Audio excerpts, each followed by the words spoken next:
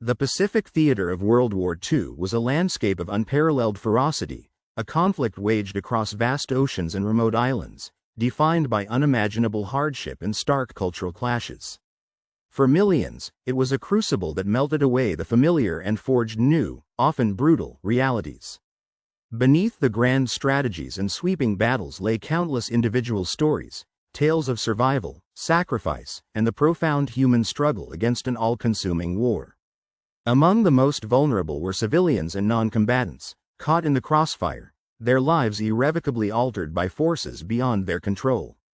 This era, often viewed through the lens of combatants, hides a complex tapestry of experiences for those on the periphery of the fighting: the nurses, the support staff, the families displaced from their homes. Our narrative begins in this maelstrom, far from the parade grounds and victory speeches, delving into the intimate, often harrowing, lives of those deemed enemy by circumstance, yet undeniably human in their suffering. The very definition of enemy blurred as civilians, medical personnel, and even children found themselves subject to the unforgiving logic of wartime capture. In the aftermath of intense island campaigns, Allied forces often encountered not just enemy soldiers, but entire populations swept up in the conflict, necessitating the establishment of internment and prisoner of war camps. These were places designed to contain, to control, but often became unintended melting pots of desperation and quiet defiance, setting the stage for encounters that defied the simple binaries of friend and foe. The war machine, in its colossal grind, unwittingly created spaces where human connection, however fragile, could still bloom, challenging the rigid categories of wartime ideology. This is where our journey begins, in the shadow of total war, seeking out the whispers of individual humanity amidst the roar of conflict, focusing on those whose voices were rarely heard in the annals of victory or defeat. Before the barbed wire, before the hunger, before the fear, there was Hiroko Tanaka. A young woman from a modest family, her life in pre-war Japan was a tapestry woven with threads of tradition, duty, and the quiet aspirations common to her generation. Perhaps she was a student, dreaming of a future beyond the confines of her village, or a budding nurse, dedicated to healing and care in a society increasingly gripped by military fervor. Her days might have been filled with the meticulous art of ikebana, the delicate brushstrokes of calligraphy, or the diligent study of medicine, preparing for a life of purpose. The war, initially a distant rumble, steadily encroached upon her reality, transforming the familiar rhythms of daily life into an escalating march towards the unknown. As the conflict intensified, Hiroko, like many Japanese women, found herself drawn into supporting the national effort, not as a combatant, but perhaps as a civilian auxiliary, a factory worker, or a nurse dispatched to a remote outpost. It was a role that, while vital, placed her in the direct path of a war that made little distinction between soldier and civilian. Her dedication to her duties, whatever they may have been, was rooted in a profound sense of loyalty to her community and nation, a loyalty that would soon be tested in unimaginable ways. The world she knew, structured by centuries of cultural norms and social expectations, was about to shatter, leaving her to navigate a landscape of devastation and capture. The transition from civilian life to the grim reality of wartime captivity was abrupt and brutal, stripping away identity and autonomy. She was no longer just Hiroko, but a number, an enemy alien, stripped of her dignity and cultural context. Yet, the essence of Hiroko, her spirit and her memories of a life before the war, remained, a flickering flame in the encroaching darkness. This inner world, the sanctuary of her mind, would become her most vital tool for survival. The moment of capture is often a blur of chaos, fear, and disorientation. For Hiroko, it might have been amidst the deafening roar of artillery, the frantic cries of the wounded, or the sudden, terrifying appearance of enemy soldiers. One moment, she was part of a struggling, desperate community. The next, she was a captive, stripped of her freedom and humanity.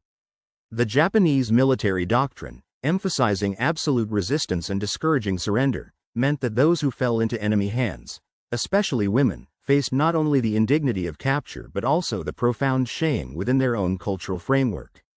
Many were civilians caught in the sweep of battle, others were nurses or support staff, technically non-combatants but still seen as part of the enemy war machine. The journey to the internment camp was often grueling, marked by long marches, cramped transport, and the constant threat of mistreatment. Food and water were scarce, hygiene virtually non-existent, and the psychological burden immense. The sight of armed guards, speaking an alien tongue, reinforced the terror and isolation. For women like Hiroko, this journey was particularly fraught, navigating not just physical hardship but also the deep-seated fears for personal safety and dignity in a foreign environment. They were thrust into a world devoid of familiar comforts, where every glance, every command, every gesture from their captors was laden with uncertainty and potential threat. The camps themselves were stark, hastily constructed enclosures, typically surrounded by barbed wire and watchtowers, designed for containment rather than comfort.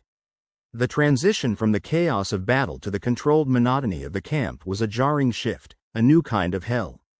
The vibrant world of Hiroko's past receded, replaced by the grim realities of life behind barbed wire. Her identity was reduced to that of a prisoner, a number, a statistic in the vast machinery of war. Yet, even in this profound degradation, the human spirit, resilient and stubborn, would find ways to persist, to observe, and to hope. The internment camp was a world unto itself, a brutal microcosm of war's dehumanizing power. For Hiroko, the early days were a blur of sensory deprivation and overwhelming fear. The thin, canvas tents offered little protection from the elements, the meager rations barely staved off hunger, and the constant threat of disease loomed large. Privacy, dignity, and personal space were luxuries of a forgotten past. The camp administration, driven by wartime expediency and often thinly veiled prejudice, struggled to cope with the sheer number of prisoners, leading to overcrowding and inadequate facilities. Japanese women, who often held a unique position in their society, found themselves thrust into an entirely new social structure within the camp. They were no longer mothers, wives, or daughters in the traditional sense, but simply prisoners. The cultural chasm between captor and captive was immense. Japanese customs, language, and social hierarchies were misunderstood or dismissed by their American guards, leading to constant friction and a deepening sense of alienation. For Hiroko, the loss of her identity, the inability to communicate effectively, and the constant surveillance fostered a deep sense of despair. The initial shock of capture gave way to a dull, aching reality. Yet, within this bleak landscape, the human impulse to connect, to find comfort, to resist the erosion of self, began to stir. The quiet strength of communal suffering often fostered unexpected bonds among the prisoners. Women who were strangers before the war now relied on each other for emotional support, for a shared understanding of their predicament. They shared meager resources, whispered stories of home, and clung to fragments of their culture as anchors in a sea of despair. This nascent community, born of adversity, would become a vital lifeline, helping Hiroko and others navigate the crushing weight of their new reality. In the face of relentless adversity, the human spirit often finds remarkable ways to resist utter collapse.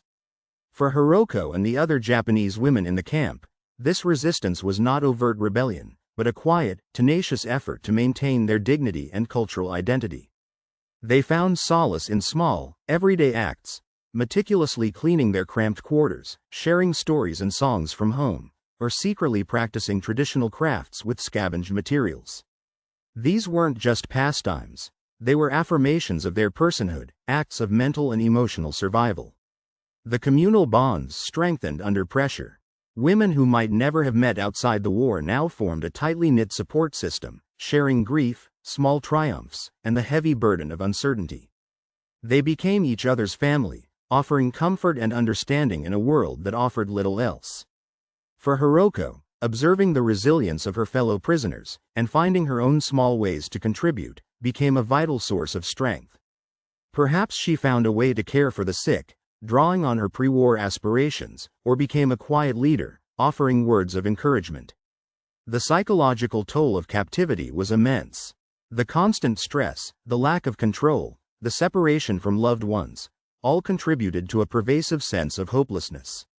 Yet, even amidst this darkness, moments of unexpected beauty could arise. A shared laugh over a forgotten joke, the quiet solidarity of a shared meal, the determination to teach children what little they could remember of their heritage. These small victories against despair were crucial. They were a testament to the enduring power of culture and community, reminding them that despite their status as prisoners, they were still individuals with rich inner lives, waiting for the day they might reclaim their freedom. This resilience, this quiet defiance of the dehumanizing forces around them, would prepare Hiroko for an encounter that would challenge her perceptions in ways she could never have foreseen. The internment camp was a stark symbol of American authority over its wartime enemies, yet the presence within its fences was far more complex than simple us versus them. The American forces guarding these camps were themselves a diverse group, reflecting the mosaic of the nation at war. However, this diversity was often overshadowed by a rigid system of racial segregation that permeated every aspect of the U.S. military. White officers and enlisted men held the positions of power, while soldiers of color, including Black Americans, were frequently assigned to support roles, labor units, or guard duties deemed less critical or prestigious. The prevailing racial attitudes of the era meant that Black soldiers, despite fighting for a nation that championed freedom, often faced discrimination and prejudice from within their own ranks. Their patriotism was questioned, their capabilities doubted, and their opportunities limited. This created a peculiar dynamic within the camps. On one side, Japanese prisoners, an enemy race, in the eyes of many. On the other, Black American soldiers, battling systemic racism while simultaneously enforcing the will of a segregated army. The camp guards, irrespective of their own backgrounds, were the face of authority for the Japanese prisoners.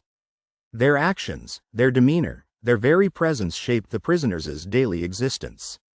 For Hiroko, these American soldiers were an enigma, powerful, alien, and often stern.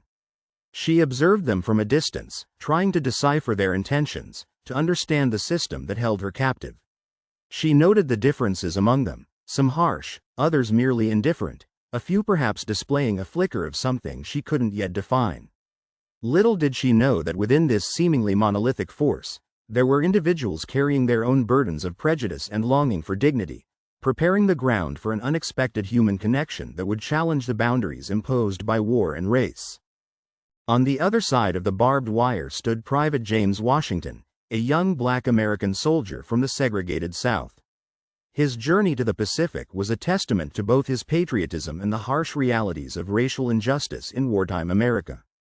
Like thousands of other Black men, James answered the call to duty, eager to fight for his country, yet acutely aware that the freedoms he defended abroad were often denied to him at home.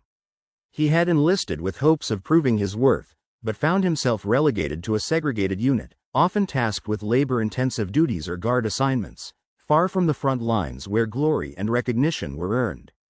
His daily life in the military was a constant negotiation of unspoken rules, microaggressions, and overt discrimination from both fellow soldiers and superior officers.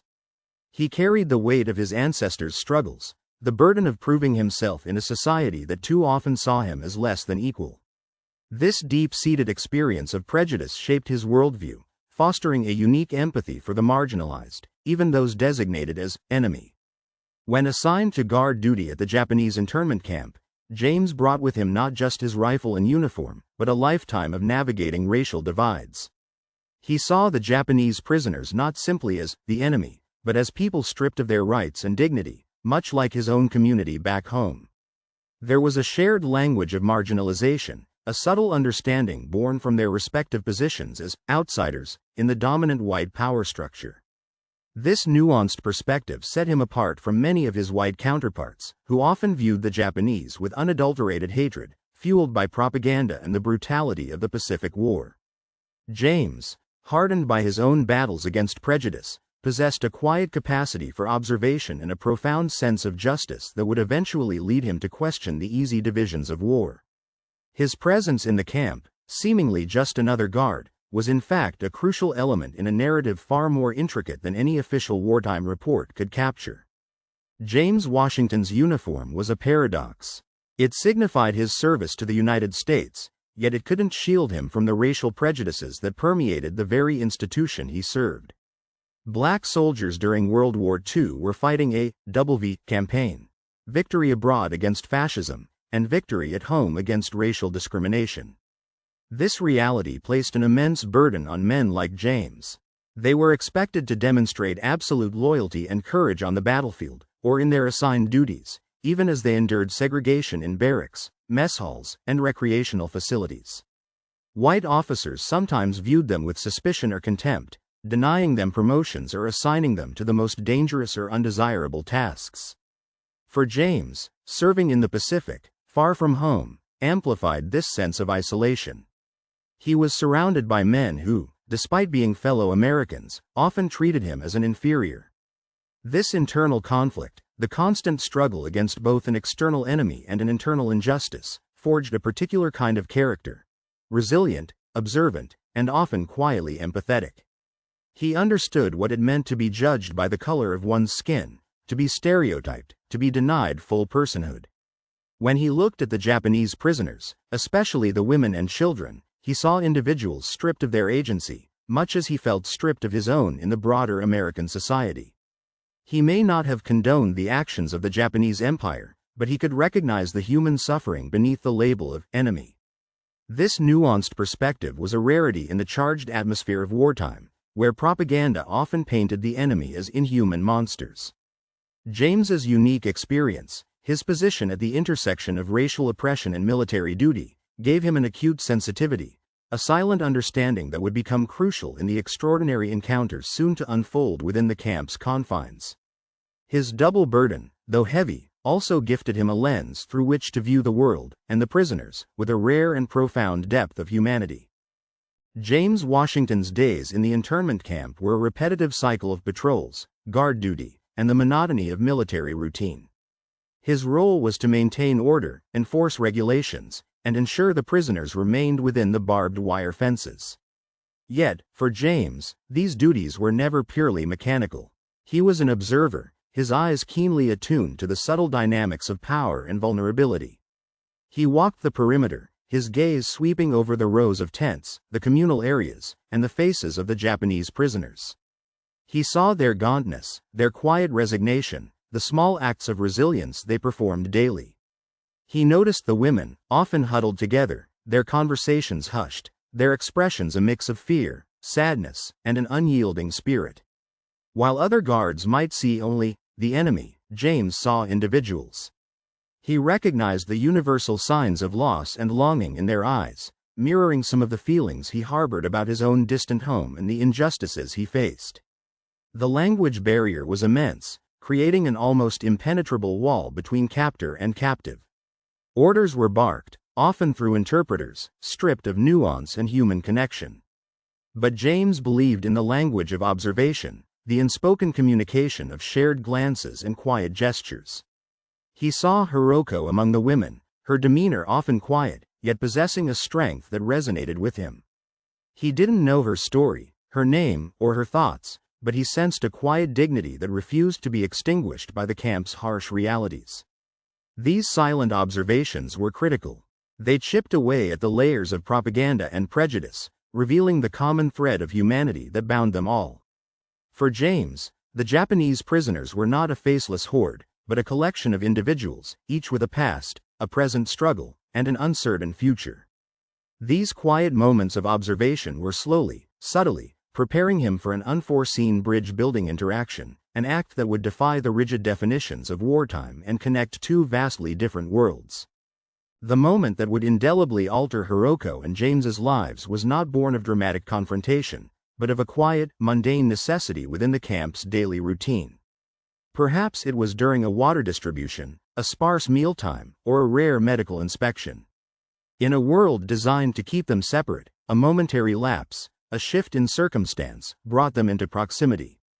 For Hiroko, it was a sudden awareness of his presence, not just another American soldier, but him. She had seen him before, a black soldier among the predominantly white guards, his presence a subtle anomaly in her constricted world. On this day, their eyes met. It was a fleeting encounter, a fraction of a second, but enough to register. There was no hostility in his gaze, no overt aggression, only a quiet, almost melancholic, observation. For James, it was Hiroko's eyes that caught him, not defiant, nor utterly broken, but filled with a quiet dignity and a profound sadness that seemed to mirror his own inner struggles. He saw beyond the uniform, beyond the label of enemy, to the individual. The initial surprise was mutual.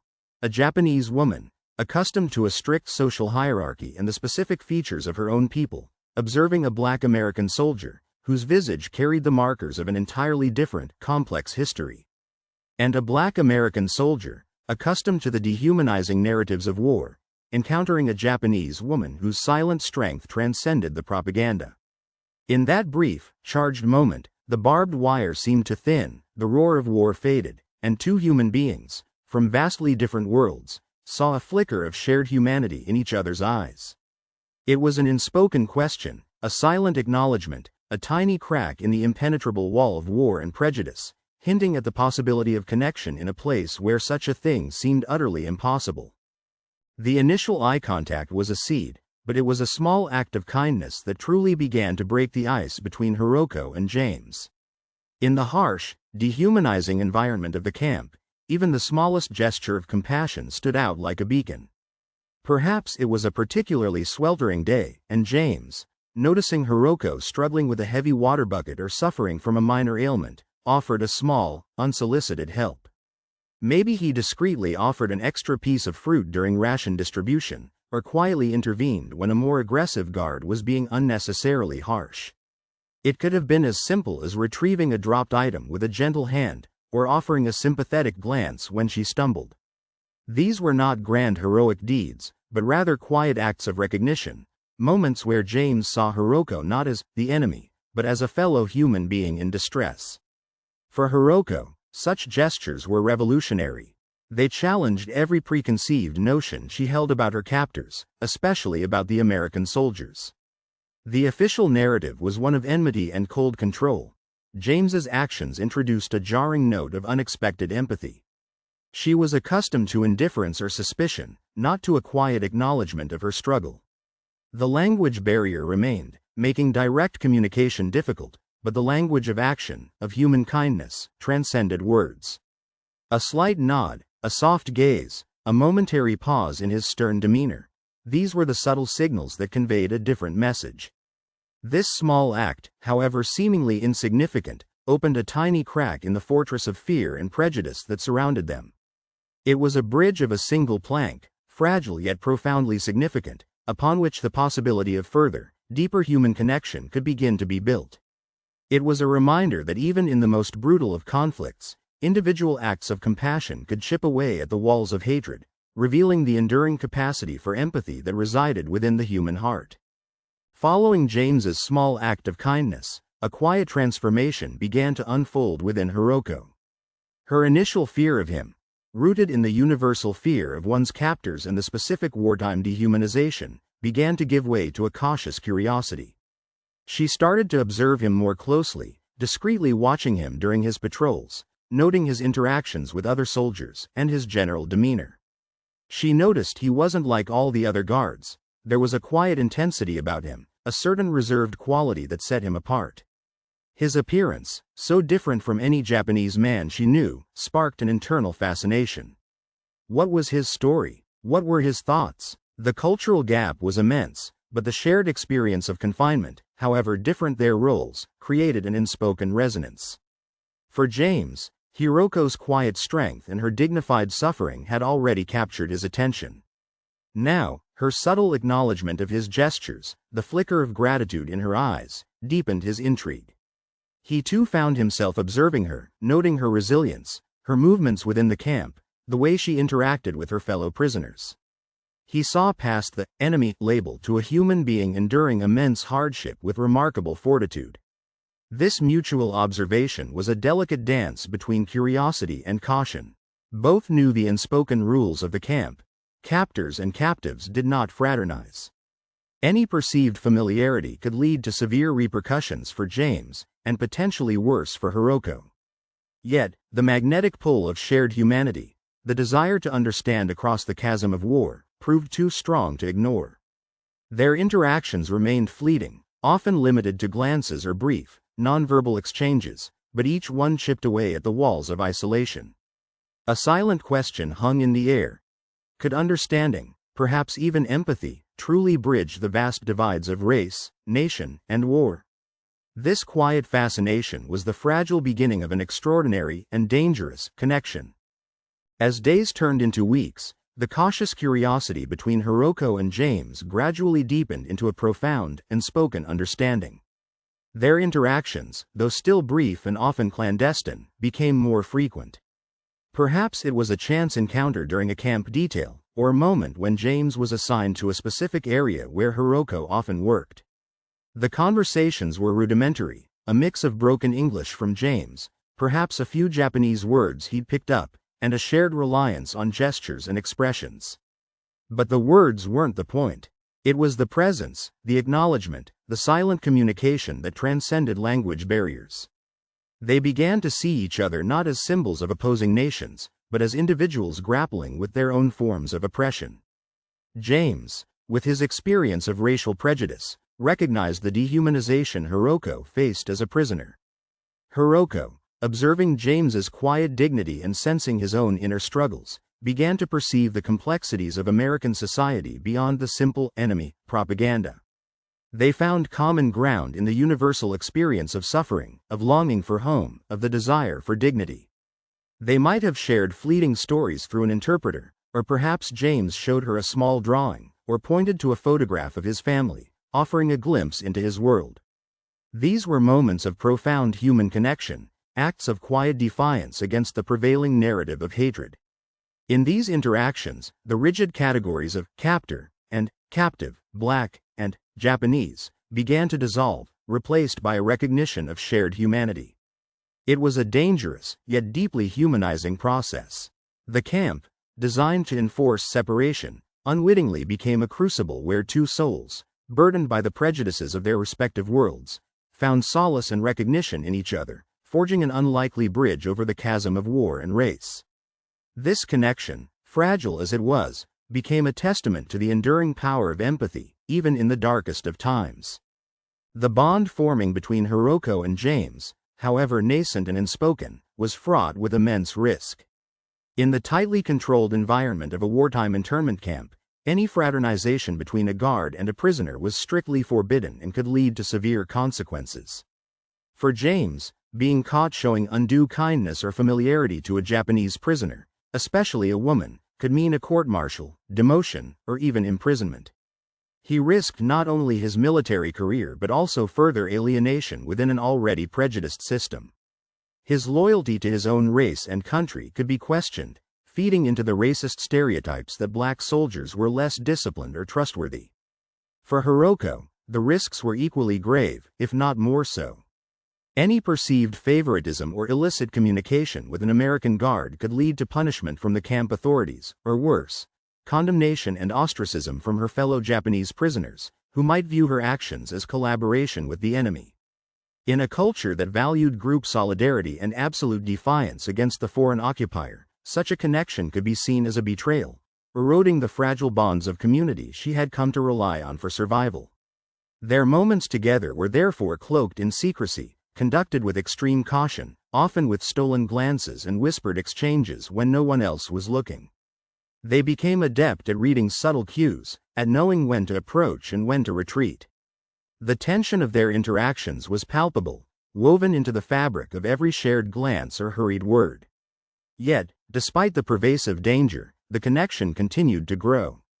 It was a testament to the powerful human need for empathy and understanding, a quiet rebellion against the dehumanizing forces of war that sought to reduce all relationships to those of enemy and oppressor. The very risk made their bond more potent, more significant, a precious, fragile flame flickering against the vast, dark backdrop of global conflict. It was a relationship built on the edge of a knife, sustained by courage and an unwavering belief in shared humanity. In a world that sought to strip them of their humanity, the developing connection between Hiroko and James became a profound act of quiet resistance. Their empathy for one another, forged in the crucible of confinement and prejudice, transcended the labels of enemy and guard, Japanese and Black American. Each stolen glance, each hushed word, each shared moment of understanding was a challenge to the dehumanizing narratives propagated by the war. For James, his compassion for Hiroko was a way of affirming his own humanity in a system that often denied it to him. By treating her with respect and recognizing her suffering, he was also, in a way, claiming respect and dignity for himself. His acts of kindness were not just for her benefit, they were a quiet stand against the very prejudices that had shaped his life. He understood that true strength lay not in dominance, but in the capacity for compassion. For Hiroko, receiving such unexpected kindness from a captor was a lifeline. It reminded her that humanity still existed beyond the barbed wire, that not all Americans were the same, and that her individual worth was not entirely erased by her status as a prisoner. These interactions were a form of psychological survival, providing a much-needed antidote to the pervasive despair. They weren't just about comfort, they were about recognition, about being seen as a person in a place where personhood was constantly undermined. The power of empathy lay in its ability to dismantle the walls of prejudice and alienation, one small brick at a time. It allowed them to create a small, sacred space of understanding, a refuge from the hatred and violence that defined their world. Their quiet acts of resistance were not loud or overt, but they were deeply revolutionary, demonstrating that even amidst the horrors of war, the human heart could still find a way to connect, to heal, and to affirm the universal truths of compassion and dignity. It was a testament to the enduring spirit that refused to be silenced, even when words themselves failed. As the brutal years of World War II dragged on, whispers of an approaching end began to ripple through the internment camps. The news, pieced together from hushed conversations among guards, smuggled newspapers, or official announcements, brought a potent mix of hope and profound uncertainty. For the Japanese prisoners, the thought of release was exhilarating, but also terrifying. What would they return to? A homeland devastated by war?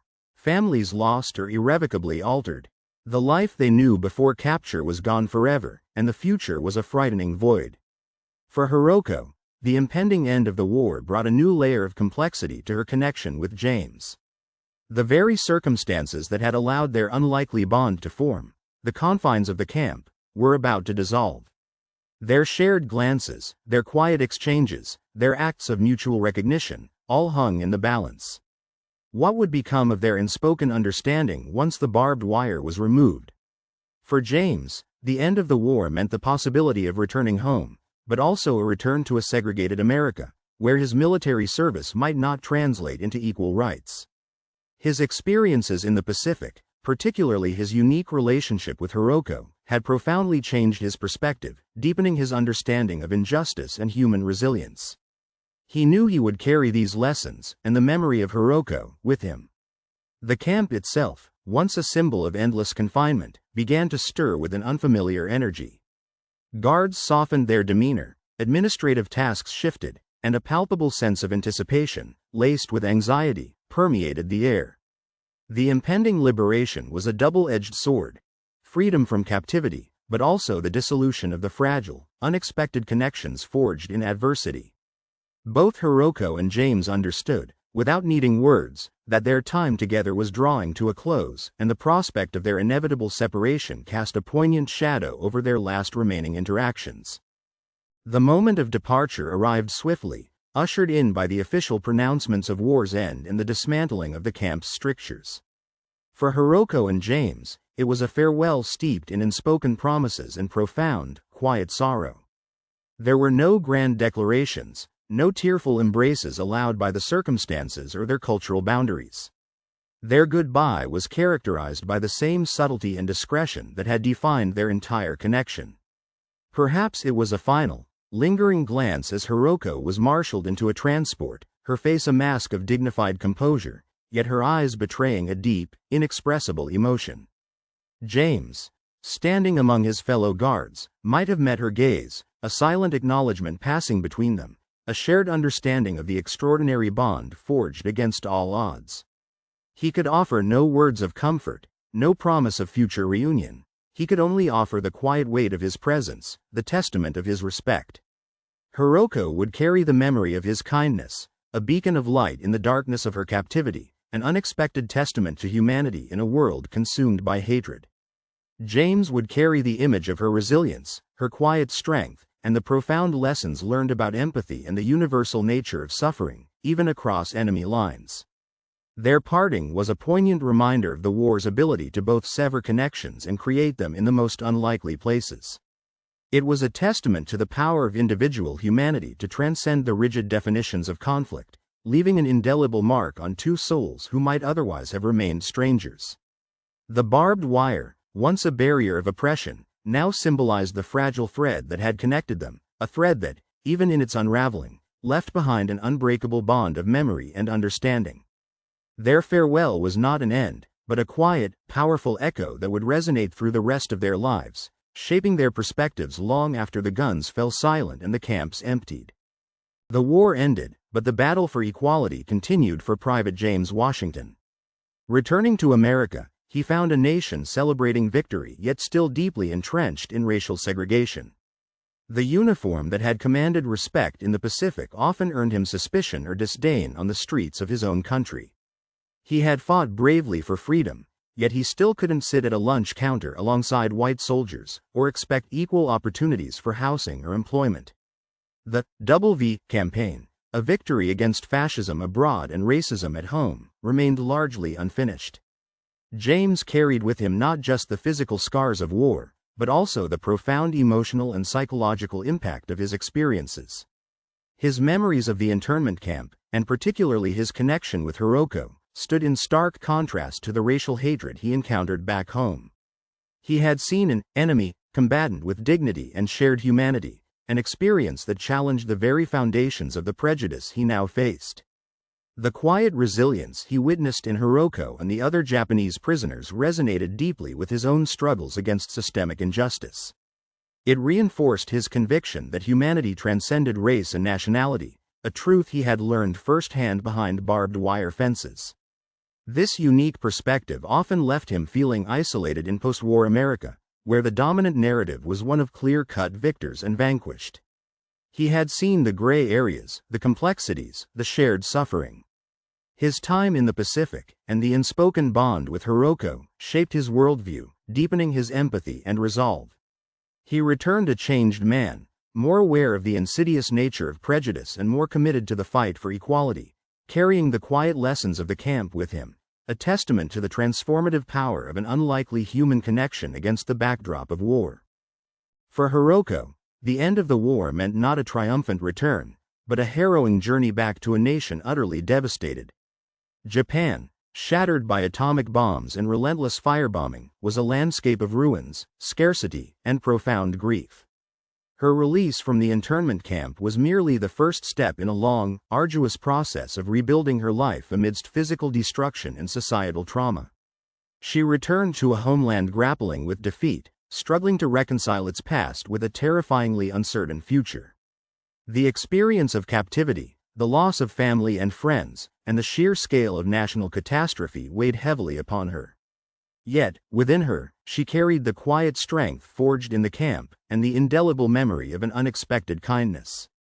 The image of James Washington, the Black American soldier who had shown her empathy across the divide, remained a poignant counterpoint to the bitterness and resentment that war often leaves behind.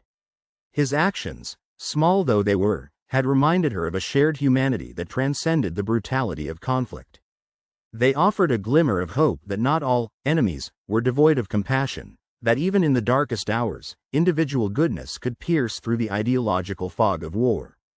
This memory became a source of resilience, a quiet reminder that even amidst utter destruction, the capacity for human connection endured.